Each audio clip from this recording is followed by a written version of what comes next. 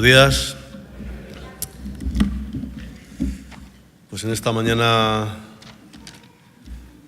quisiera dar saludos de... Aquí tengo un caramelo. Había una anécdota de alguien que oí, de que un predicador, para no alargarse mucho, se metía un caramelo y cuando se terminaba el caramelo, pues ya cortaba. Pero una vez sin querer se metió un hueso de aceituna de los nervios y empezó con el hueso de aceituna y al final no sé si se tiró 6 o 8 horas predicando. Bueno, pues eso, recuerdos de Betel, Francia. Estuvimos la semana pasada, Mariluz y yo y Elías, y fue la inauguración, más bien la dedicación de la finca al comisario de policía que tanto nos ayudó, Monsieur Prañón.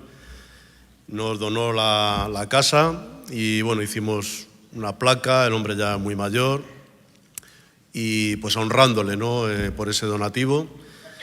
Y también se celebró los 20 años de Betel, Francia, ¿quién lo diría?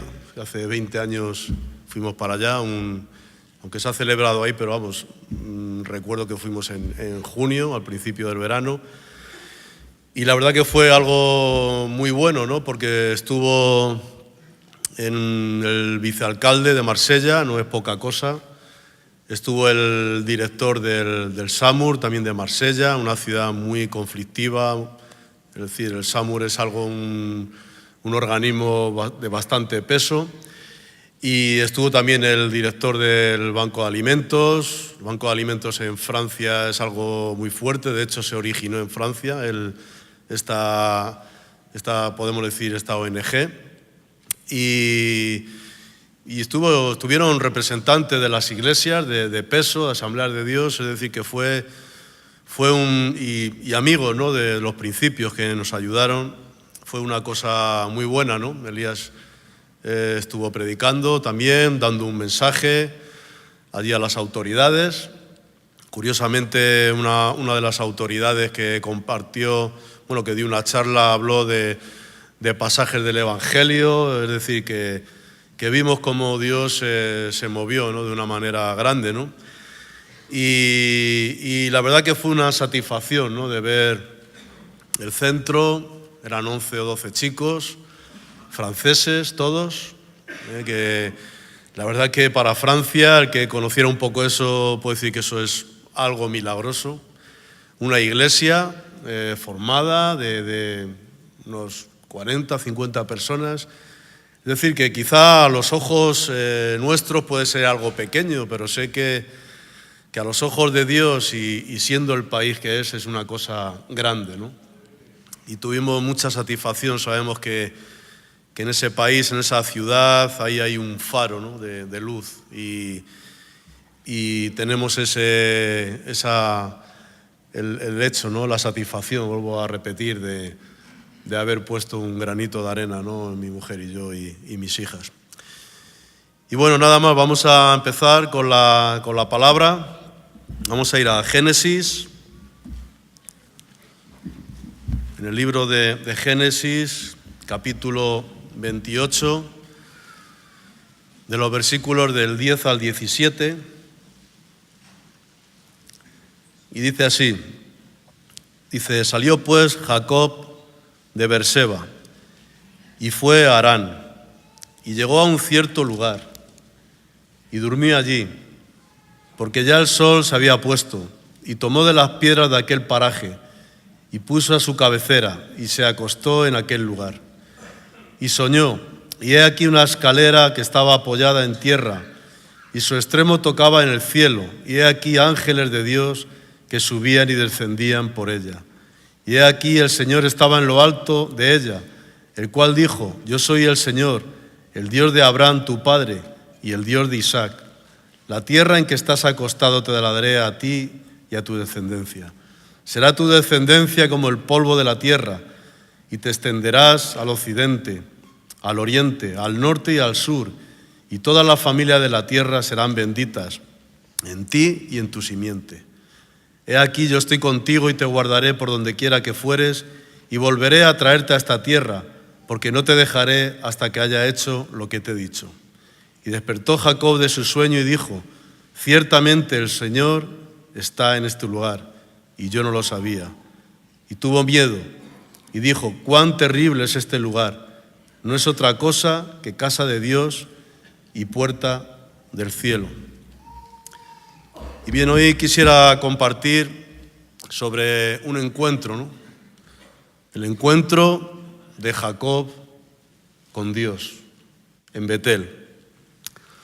Todos sabemos más o menos la historia, ¿no? Es una historia muy animada, con muchas cosas, muchos sucesos. Vemos la vida de Jacob, podemos decir, una vida muy interesante. Si comparamos con otros personajes, otros hombres y mujeres de la Biblia, vemos que Jacob llevó una vida muy agitada, ¿no? muy intensa, con muchas luchas, con muchos movimientos de sitios, de personas. Al principio sabemos que su nombre Jacob era el engañador, ¿no? Todos los hemos oído. Y luego al final se llamó Israel.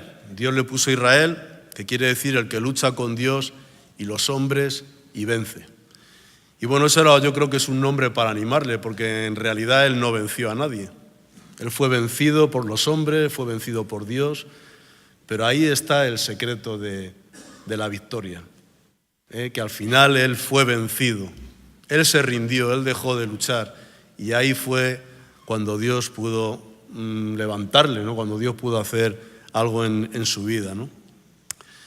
Y la historia de Jacob es larga, con muchos sucesos, muchas situaciones, que pues hemos oído muchas predicaciones y comentarios, porque la verdad que la vida de Jacob da mucho de sí, ¿no? Pero yo quería enfocarme, ¿no?, en un momento, en ese punto de encuentro, ¿no?, que fue el encuentro con Dios. El primer encuentro con Dios en su viaje, ¿no?, de su vida, ¿no?, en ese itinerario vital, ¿no? Y todos tenemos un itinerario, ¿no?, vital, todos tenemos también un itinerario espiritual en el que podemos recordar, en el que podemos identificar, ¿no?, con estos personajes, ¿no? Y lo encontramos en la primera noche, ¿no?, después de su ida apresurada. Más o menos conocemos cómo fue su situación. Él engañó a su hermano, engañó a su padre, la madre de Jacob también ahí interviniendo. Es decir, que la situación esa no fue algo, podemos decir, si lo vemos como muy espiritual, ¿no?, de un patriarca, ¿no?, de Israel, que es lo que fue después. Y por eso nos identificamos nosotros. Muchos de nosotros tenemos un pasado complicado, difícil, ¿no? Cómo Dios podía hacer algo en nuestras vidas. Pero Dios lo hizo, lo mismo que Dios hizo en la vida de Jacob. Y vemos esa huida apresurada, ¿no? Y nos enfocamos en esa primera noche. Él intentó dormir cuando el sol se puso, y en su mente, en su conciencia, pues estaría pensando el mal que había hecho. Él había defraudado a su padre, Isaac, que por otra parte era un hombre bueno, dulce, ¿no?, si vemos su historia. A su hermano también le engañó repetidamente, y Jacob era un hombre que no había salido del hogar, de las tiendas, y se supone que debía ser un momento de crisis, un momento difícil en su vida. Salir de sus tiendas, de su seguridad, verse por los desiertos, por los montes, a la intemperie, y con ese temor de saber que su hermano probablemente iba a buscarle. No olvidemos que Esaú era un cazador, es decir, que no, si quería encontrarle lo iba a encontrar, ¿no? Y le amenazó de muerte, ¿no? Le amenazó con que te voy a dar una paliza, te voy a dar un coscorrón, o le dijo que le iba a matar, ¿no? Entonces nos podemos poner en situación, ¿no?, de cómo se encontraba en en ese momento, ¿no? Dando vueltas a la cabeza, ¿no? Y para arreglar la cosa dice que puso como cabecera, como almohada una piedra, ¿no? Yo al principio cuando lo leí, dice, ¿qué pasa? Que no había paja, no había un saco, algo más cómodo, ¿no? Pero era una costumbre en esa época. O sea, la cabecera era pues una piedra o un poco extraño, y yo creo que eso no arregló nada la situación para que él pudiera coger el sueño, ¿no? Me puedo imaginar a Jacob con la oreja allí aplastada, con un cascote y con su mente dando vueltas, y era algo difícil, ¿no? Yo me siento identificado porque todos pensamos, ¿no? Yo pasé algo parecido, ¿no? Antes de ingresar en Betel. No tuve una revelación como la de Jacob, más que nada desperté, ¿no? de la situación que estaba, probablemente alguno la habéis escuchado, y estaba yo en una furgoneta abandonada, llena de escombros, en la calle, y en invierno, y me metí ahí para dormir. Y creo que es de las noches peores que he podido pasar en mi vida, ¿no? Con el síndrome de abstinencia, pensando también que mi casa estaba cerca, pero no podía ir, y dándome cuenta, ¿no? que mi vida pues, no funcionaba, ¿no? Y yo creo que esa fue mi revelación, entre el frío, los escalofríos, la condenación, el ver que mi vida no... Yo creo que eso fue la revelación para mi vida, ¿no? Porque después de eso ya pensé, no sé si al siguiente día o al otro, ya tuve la intención de ingresar en Betel. Y bueno, después de dar vuelta, vamos a Jacob, de estar en vela, dice que consiguió coger el sueño. Y dice que he aquí se le apareció una escalera que tocaba la tierra y su extremo se extendía hacia el cielo. A veces cuando vemos esta imagen siempre nos imaginamos una escalerilla de esas, incluso ha salido imágenes y dibujos como una escalerilla de esas, como las que tiene Pedro, de esas telescópicas, ¿no? Y en esa época pues no usaban escalerillas de esas, ¿no? Siempre nos imaginamos algo así tan liviano, ¿no? Que va desde el suelo, desde la tierra hasta el cielo, pero en realidad probablemente era como una torre escalonada, ¿no? Antiguamente había lo que se llamaba unos zigurat, o una especie de pirámides, ¿no? Que subían desde la tierra hasta el cielo. O también se habéis visto en el mundo azteca esas pirámides escalonadas, ¿no? En esa época era algo similar. Y había una gran actividad en esa visión. Dice que había ángeles y subiendo y bajando, ¿no? Ahí vemos una prueba, ¿no? De que hay un mundo espiritual. A veces hemos oído testimonios de personas que se les ha abierto el mundo espiritual y han visto ángeles, han visto demonios, y eso es una realidad. Nosotros, si tuviéramos ese discernimiento, nos sorprenderíamos, ¿no? de lo que hay detrás de nosotros. Nosotros no lo podemos percibir con el ojo humano, pero hay un movimiento, ¿no? La palabra de Dios nos lo dice, ¿no? Que hay un movimiento de ángeles que nos protegen, que nos guardan, que nos inspiran, ángeles que nos van guiando, ángeles que nos protegen, que tienen armas espirituales, es decir, todo un mundo, ¿no? Todo un universo que está ajeno a lo que nosotros podemos ver. También es verdad que hay demonios, ahí podemos decir entes que tratan de hacernos caer, hacernos tropezar, hacernos que estemos mal. Eso es el trabajo del enemigo, ¿no? Hay una lucha, hay un combate, ¿no? Y es como si vemos, el autor del Peregrino, Juan Bunyan, escribió la Guerra Santa y representa el corazón del hombre como una ciudadela, un castillo, ¿no? En el que constantemente tratan de entrar tanto demonios, dragones, fieras, y está ahí en los soldados de Dios, ¿no? Esos ángeles, ¿no? Que están custodiando. esa ciudadela y somos nosotros. A veces lo ignoramos, pero vivimos en un combate espiritual. Es una realidad. A veces pensamos que luchamos en nuestra mente con nuestros pensamientos, que estamos, vaya pensamientos que me ha venido y esto como me...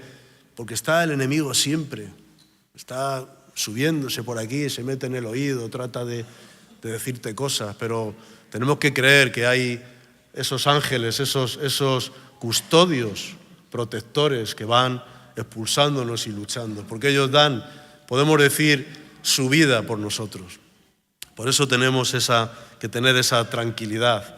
Ellos lo que quieren es que te desanimes.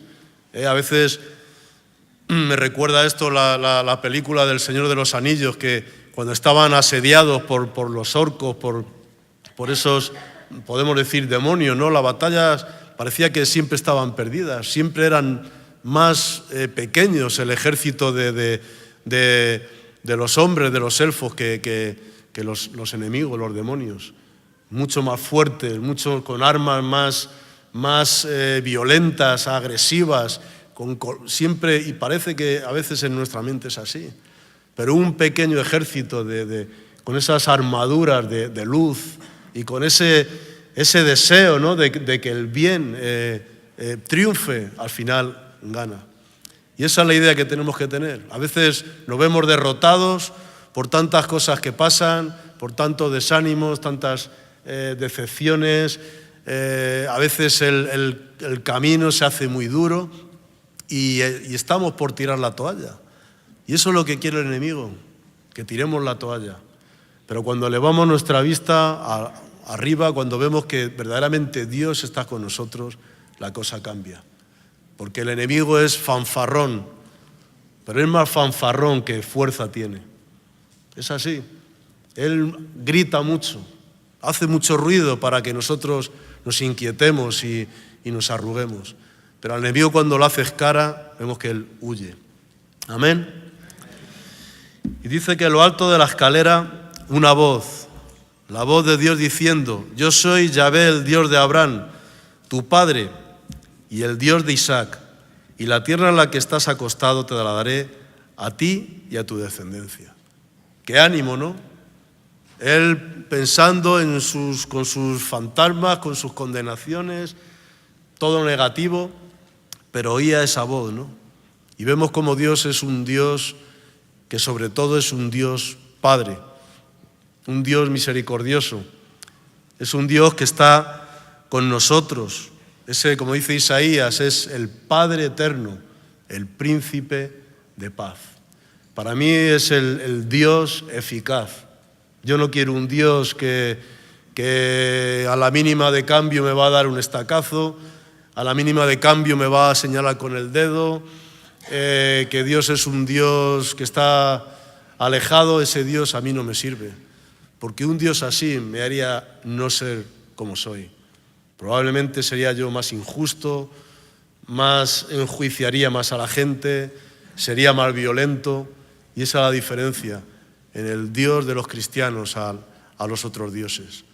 Que nuestro Dios es un Dios misericordioso, que es un Padre eterno y que es el príncipe de la paz. Por eso los cristianos somos como somos. Por eso al final Cristo triunfará. Amén. Y dice en el versículo 15, le decía a Dios: he aquí, yo estoy contigo. Y esa es la constante de Dios: he aquí, yo estoy contigo. He aquí, yo estoy contigo. Por más torpes que seamos, por más veces que metamos la pata, al final siempre Dios nos dice esas frases de ánimo, de seguir adelante. Ese es el Dios eficaz que todos queremos. Y dice: y te guardaré por donde quiera que fueres, y volveré a traerte a esta tierra, porque no te dejaré hasta que haya hecho lo que te he dicho. Y esa es una promesa de Dios para Jacob, pero también para nosotros. Él no nos va a dejar hasta que no cumpla lo que nos ha dicho. ¿Cuántas promesas Dios nos ha dado, nos ha dicho a lo largo del tiempo? A veces se nos olvida, pero Él no nos va a dejar. Él quiere que se cumpla nuestro propósito en la tierra. Si tú estás aquí es porque hay un propósito para ti. El tiempo no está pasando por pasar. Él te escogió. No estás por casualidad sentado ahí en esas sillas azules. Él quiere hacer algo contigo en tu vida. Él tiene un propósito para ti. De ti depende si tú quieres seguir ese llamado, ese propósito, o quieres hacer oídos sordos. Pero eso un día se te pondrá delante de ti. Dios te ha llamado, aunque a ti no te lo parezca, aunque a ti te haga gracia, pero un día te darás cuenta que esto es una realidad. Y decir, nosotros somos peores que Jacob. Lo que Dios hizo con Jacob, a pesar de, podemos decir, sus fechorías, todas esas bendiciones que le dio sin merecerlo, ¿somos nosotros peores? Ni somos peores, ni somos mejores. Somos del mismo RH, somos de la raza humana. Dios es el mismo, el Dios nuestro es el mismo, el Dios de Jacob, de Abraham y de Isaac. Amén. Y aún mejor, vivimos ahora en la dispensación de gracia, gracias a su Hijo Jesucristo. En esa época era la época, bueno, ni de la ley, iba a decir de la ley, ni había las leyes todavía. Era un mundo, podemos decir, en formación. En Génesis era el comienzo. Era un mundo complicado, difícil, mucho desorden, mucha violencia. Apenas había pasado lo del pecado de los primeros padres. Pero aún Dios ya se movía con misericordia. Cuando alguien dice es que Dios, los principios, el Antiguo Testamento, es que Dios era el mismo Dios de amor que ahora. Y la prueba lo vemos aquí. Muy bien, volviendo a Betel, dice que Jacob se despertó y que tuvo miedo. Yo no creo que tuviera, cuando dice que tuvo miedo, no tenía ese miedo de que le ocurriera una desgracia o que ocurriera algo malo, ¿no? Yo creo que más bien el miedo era de ver cómo se abría ese misterio a su vida. El misterio de Dios hablándole a él. Alguien que había ido a su aire, había hecho su vida. Es verdad que había estado en el hogar de Isaac, un patriarca. Su abuelo había sido Abraham. Imaginaros la revelación que habían tenido, las veces que Dios había hablado con ellos. Y Jacob llevaba su vida. Él se ocupaba de sí mismo, él nada más que quería beneficios terrenales. ¿Cómo se podía él esperar que Dios iba a hablarle a él? Ahí fijaros el milagro, fijaros la misericordia de Dios. Un sinvergüenza, un golfo, había oído de Dios, su padre, alguien cercano a Dios, su abuelo, pero él vivía una vida totalmente disoluta. Ahí podemos también identificarnos, muchos de nosotros, una familia en orden, una familia normal, incluso algunos a lo mejor una familia religiosa, pero nosotros íbamos a nuestro aire. Vemos la gracia y la misericordia de Dios, de Dios bajar y ponerse a hablar con nosotros, de tú a tú. Eso Jacob no se lo podía esperar. Y por eso dice que tuvo miedo, también por la gran responsabilidad. Diría, ¿quién soy yo para que Dios me hable? Y si Dios me habla, eso requiere una responsabilidad grande. Por eso algunos, Dios les habla, pero no quieren escuchar la voz de Dios. El otro día Elías nos compartió algo en el miércoles de un gran escritor, filósofo, que decía que si Dios le hablara, él tendría que obedecer a Dios. Pero poco más o menos decía, lo que le iba a costar obedecer a Dios, dice que no le daba la gana. Algo así, ¿no? Que no quería, ni lo quería, ¿no? Pero qué tremendas palabras, ¿no? Porque se estaba jugando por unos años en la tierra. de pasárselo bien, entre comillas, perder toda la eternidad, ¿no? Y eso es lo que nos hace falta, ¿no?, en nuestras vidas, un encuentro con Dios. Si no, seremos como Jacob antes de ese punto de encuentro. Podemos vivir en un ambiente cómodo, quizá hasta en un ambiente religioso, pero si no tenemos ese encuentro, si no tenemos una conversación con Dios, nuestra vida no va a cambiar, ¿no? Esto a veces lo hablamos mucho en la comunidad. Tú puedes estar, pero si no hay una intención de tener un encuentro con Dios, tu vida no va a cambiar, no va a ocurrir nada, ¿no? Dice en el versículo 17, y tuvo miedo y dijo, cuán terrible es este lugar. No es otra cosa que casa de Dios y puerta del cielo. Teníamos un cartel hace unos años aquí detrás, que era como una especie de peregrino o un pastor que en un momento determinado, en un punto, se había abierto los cielos, ¿quién se acuerda? Y que metía la cabeza y estaba escudriñando lo que era el universo, ¿no?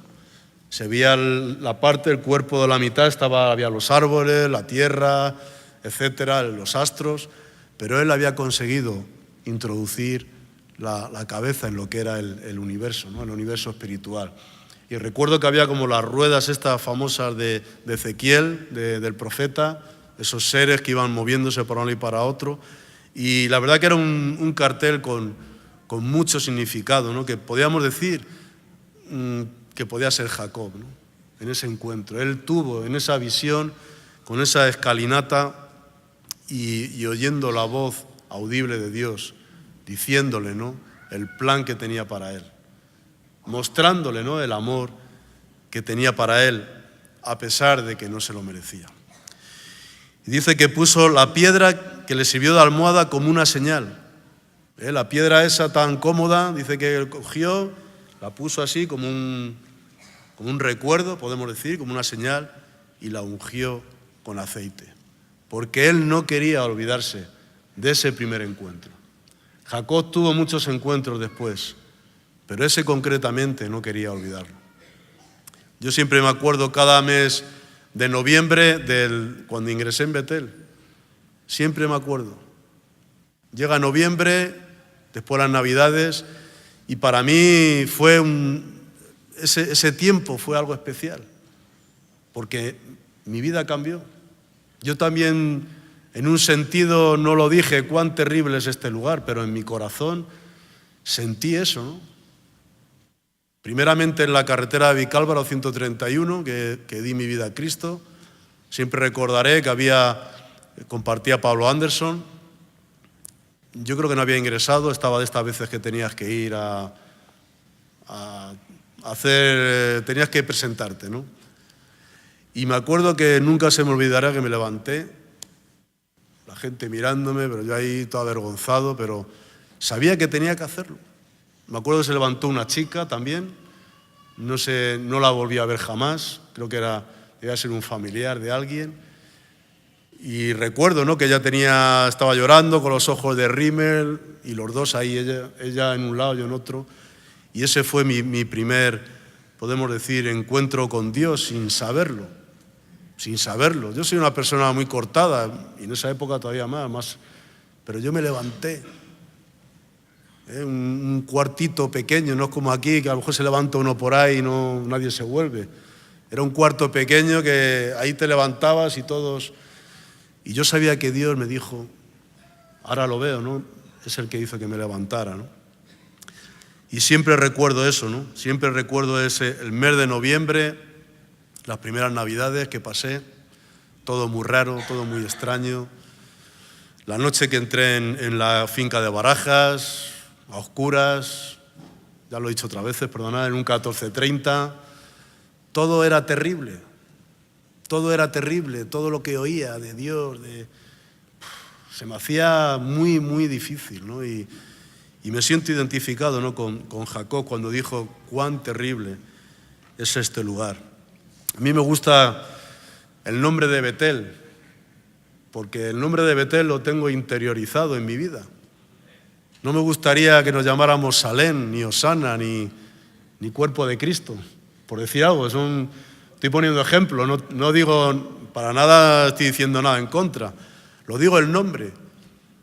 No me dice nada, pero Betel sí me dice mucho. ¿Quién lo puede identificar?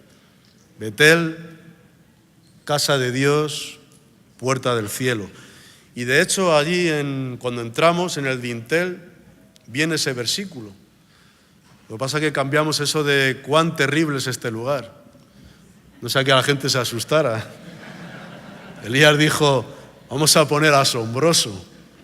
Me acuerdo que Elías ni se dio cuenta, lo pusieron y varios días tuvo el cartel ese. Ponía terrible, Jehová, no sonaba muy bien. Y no sé, alguien le dijo, Elías, y Elías en ese momento se puso blanco, porque se dio cuenta que no era algo muy atractivo, ¿no? Que tú entres en una iglesia y de cuán terrible es este lugar. ¿Sabes? Y lo quitamos rápido. Y bueno, ya vamos a ir terminando porque se está haciendo tarde. Dice, bueno, otro detalle de Jacob, en el versículo 20.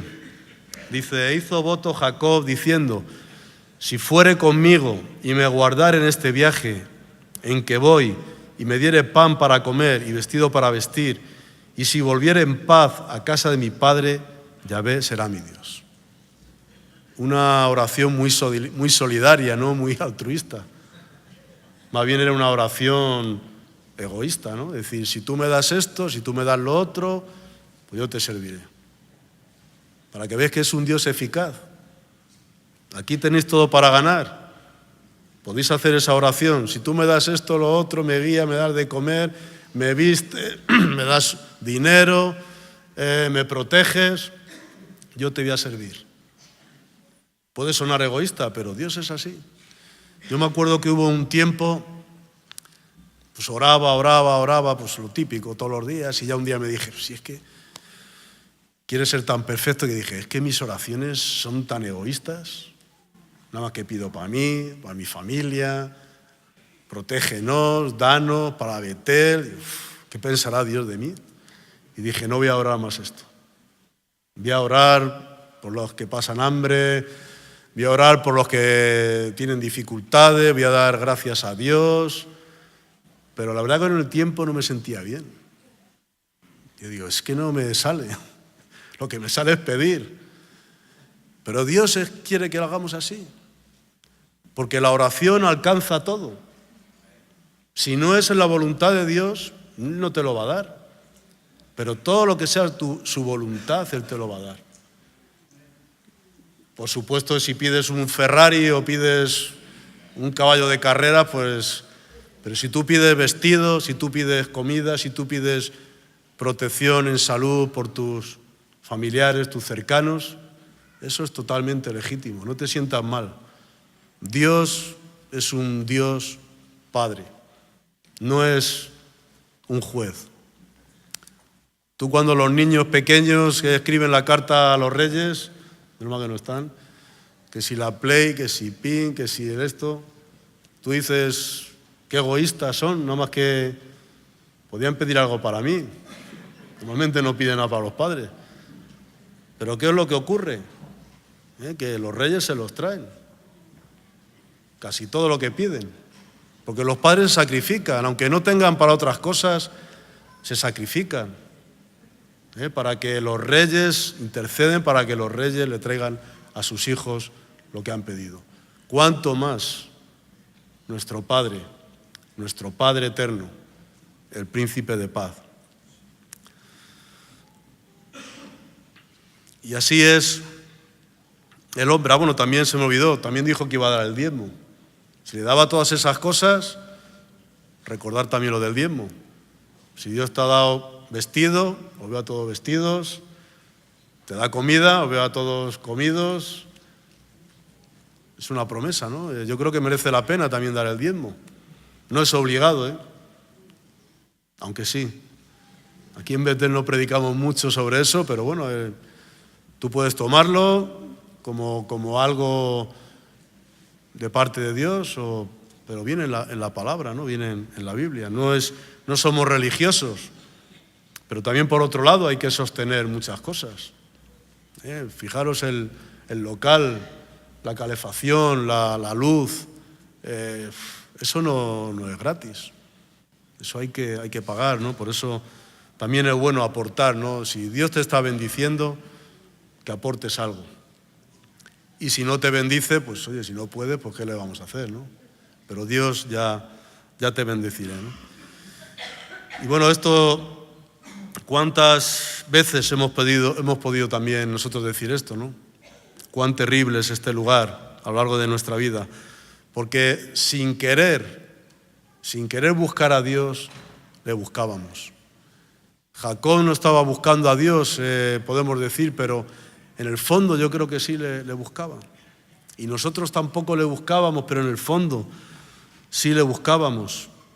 Dice San Agustín, en un libro que tiene, se llama Los Soliloquios, dice: no te hallaba, Señor, por fuera, porque mal te buscaba fuera, pues dentro estabas. Dios está más cerca de lo que pueda parecer. Dios está cerca de tu corazón. Yo no sé si estaba dentro de nosotros en esos tiempos complicados, pero yo puedo reconocer que Él estaba cerca de mí. Y tú puedes reconocer que Dios estaba cerca de ti. Jacob siguió con sus batallas, con Dios y con los hombres. No vamos a ir más adelante, hasta que fue llamado Israel. Y Dios siempre dio la cara por él. Si vemos en Génesis 32, 22, no vayáis para allá porque esa es otra historia, dice que Dios se apareció a Jacob cara a cara, en Peniel. Por eso, nunca mejor dicho, Dios siempre dio la cara por él, a pesar de que no se lo merecía. Jacob, a pesar de lo complicado de su vida, hizo la buena elección. ¿Tú piensas que tu vida es muy complicada? Como a veces he oído algunos que dicen: no, yo no puedo cambiar, mi vida es muy complicada. ¿Tu vida es muy complicada? Hay algo más complicado que la vida de Jacob, pero al final hizo la buena elección. Y le dijo: yo estoy contigo y te guardaré por donde quiera que fueres, y volveré a traerte a esta tierra. Y ya para terminar, quisiera dejar un verso de Juan de la Cruz, un místico español del siglo XVI o por ahí, también de un libro llamado Cánticos Espirituales, que hay cosas muy bonitas, ¿no? Dice: buscando su presencia iré por esos montes y riberas, ni cogeré las flores, ni temeré las fieras, y pasaré los fuertes y fronteras. Aquí estaba por encima, en este verso, de lo bueno y de lo malo. En su caminar dice: ni cogeré las flores, lo bueno, lo bonito de la vida, ni temeré las fieras, lo malo de la vida. Dice: y pasaré los fuertes y las fronteras. Amén. Y eso es lo que tenemos que hacer, al igual que Jacob, buscar a Dios por encima de todo. No digo que seamos estos frailes místicos como por ejemplo Juan de la Cruz. Supongo que para ellos sería más fácil, ¿no? Buscarle, apartados de todo. Pero siempre tenemos que tener a Dios presente en nuestras vidas. Siempre tenemos que tener presente a nuestro Betel personal. Por más cosas que pasen, tanto buenas como malas. Saber que Dios siempre está ahí. Dios es nuestro Padre misericordioso, nuestro Padre eterno, el Príncipe de paz. Y ya para terminar, has llegado tú a esa puerta del cielo, como yo he testificado, como otros pueden testificar. Oímos a menudo, los que suben aquí sobre todo, o los que no suben aquí, en reuniones de hogar, otro tipo de reuniones, ese encuentro con Dios, estar dispuesto a asomar la cabeza, como el cartel el panel que teníamos, a pasar a través del velo y ver qué es lo que hay detrás. Puede que mires atrás y digas: es que también hubo cosas buenas en el pasado. Puede que sí, que también hubo cosas buenas. Pero yo te digo que si tú contabilizas todo, te diré que merece la pena. Merece la pena mirar a través del velo, tener ese encuentro con Dios y no te importe llegar a ese punto, en ese momento, ese punto en el que Jacob llegó, en el que el tiempo y su vida se paró. Pero él tuvo la oportunidad de escuchar la voz de Dios y que digas cuán terrible es este lugar. No es otra cosa que casa de Dios y puerta del cielo. Amén. Que Dios os bendiga.